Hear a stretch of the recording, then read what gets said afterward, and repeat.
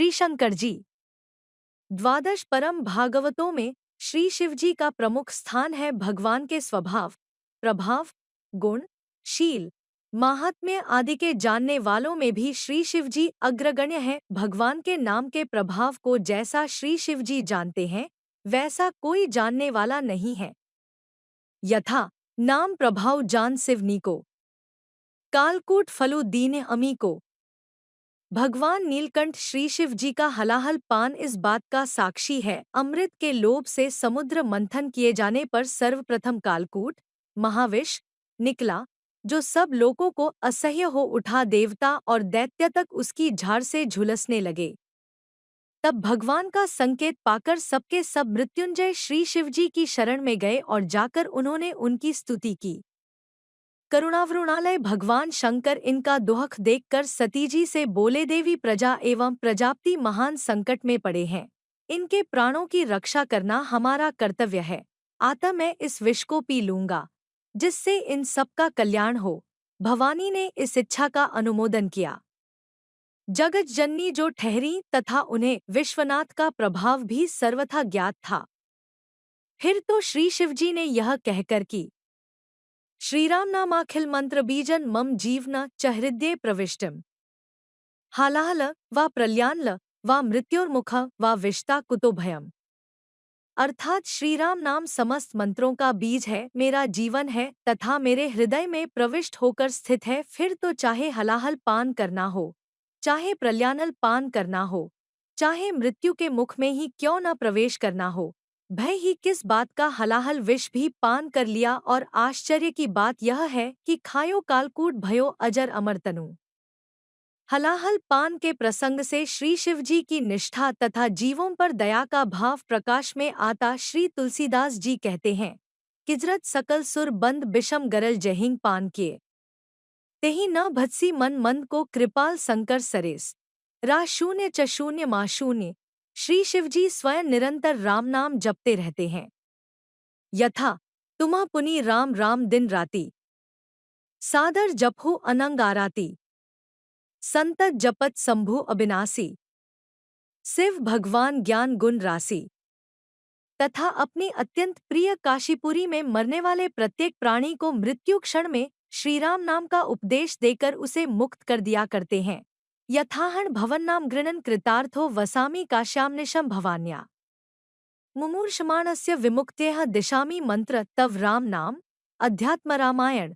अर्थात मैं आपके नाम के गुणों से कृतार्थ होकर काशी में भवानी सहित निवास करता हूँ और मरणासत्र प्राणियों की मुक्ति के लिए उनके कान में आपका मंत्र राम नाम का उपदेश करता हूँ। श्रीराम जी के साथ श्री शिव जी का संबंध त्रिविध है। यत सेवक स्वामी सखा सिय पी के, अर्थात श्री शिव जी श्री सीतापति रामचंद्र जी के सेवक भी हैं, सखा भी हैं और स्वामी भी हैं। इस भाव का प्रकाश उस समय होता है जब श्री रामचंद्र जी ने सेतुबंधन के समय शिवलिंग की स्थापना की और उनका नाम रामेश्वर रखा। नामकरण होने के पश्चात परस्पर रामेश्वर शब्द के अर्थ पर विचार होने लगा।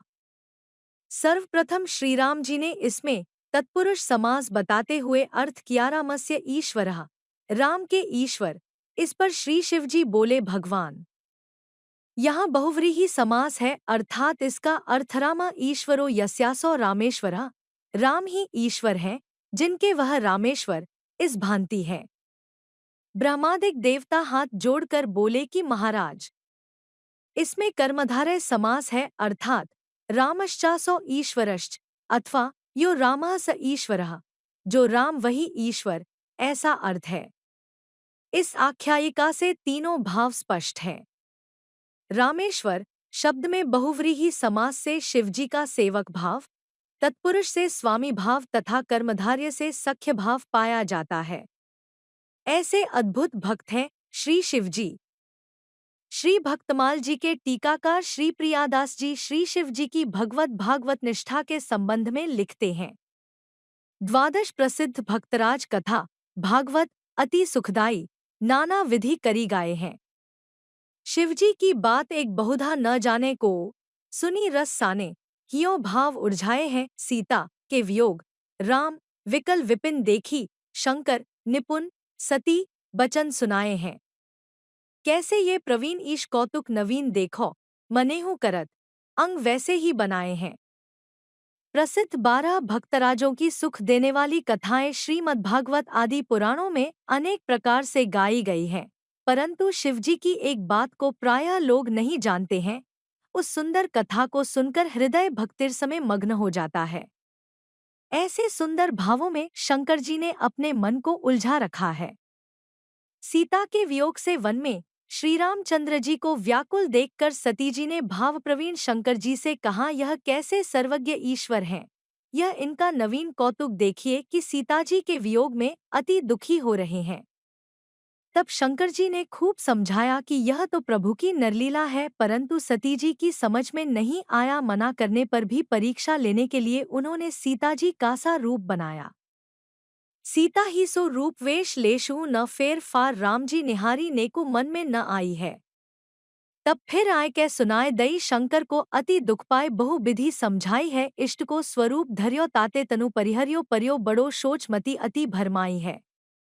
ऐसे प्रभु भाव पगे पोथिन में जगमगे लगे मोको प्यारे, यह बात रीझी गाई है। सती जी का रूप और वेशभूषा सीता जी के समान था, उसमें थोड़ा भी अंतर नहीं था। श्री राम जी ने उसे देखा, पर उनके मन में नाममात्र भी यह बात नहीं आई कि ये सीता जी हैं। उनको सती ही माना। तब सती जी ने यह बात आकर शंकर जी को सुना दी। शंकर जी ने अति दुख पाकर सती जी को अनेक प्रकार से समझाया कि तुमने इष्टदेवी श्री सीता जी का रूप धारण किया, इसलिए तुम्हारे इस शरीर में अब मेरा पत्नी भाव नहीं रहा। यह सुनकर सती जी को बड़ा शोक हुआ और उनकी वृद्धि भ्रमित हो गई। सती जी ने वह शरीर त्याग दिए प्रकार मग्न रहते हैं कि इतिहास पुराणों में उनकी कथा जगमगा रही है। प्रियादास जी कहते हैं कि मुझे शिव पुनः हिमालय के घर जन्म लेकर वे शंकर जी को प्राप्त कर सकीं। शिवजी श्रीराम जी की भक्ति भावनाएं अत्यंत प्यारे लगे, इसलिए रीझ कर मैंने इस कथा का गान किया है। चले जात मग उभय खेरे, शिव दीठी परे करे प्रणाम, ये भक्ति लागी प्यारी है। पार्वती पूछें कि ये कौन को जू कहा मोसी, दीखत न जन को, तब सो उचारी है। वरच 1010 बीते तहाँ भक्त भयो, नयो और है दूजी ठौर बीते धारी है। सुनि के प्रभाव हरिदासनी सो भाव बढ़ियो रयो, कैसे जात चढ़ियो रंग अति भारी है। एक बार भगवान शंकर देवी पार्वती के साथ पृथ्वी पर विचर रहे थे। मार्ग में उजड़े ग्रामों के दो दिखाई पड़े। शंकर जी ने नंदी से उतरकर दोनों को प्रणाम किया, क्योंकि भक्ति आपको अत्यंत प्यारी है। पार्वती जी ने पूछा, भगवन आपने किसको प्रणाम किया? यहाँ कोई देवता या मुनि दिखाई नहीं रहे हैं। तब शिवजी ने उत्तर दिया कि पहले टीले पर 10,000 वर्ष पूर्व एक प्रेमी भक्त निवास करते हैं, और यह जो दूसरा टीला है, इस पर 10,000 वर्ष बाद एक भक्त निवास करेंगे। इसी से ये दोनों स्थान वंदनीय है। भक्तों का ऐसा प्रताप सुनकर पार्वती जी के हृदय में भक्तों के प्रति अधिक अनुराग बढ़ गया। उसका ऐसा गहरा रंग चढ़ा कि जिसका वर्णन नहीं किया जा सकता है।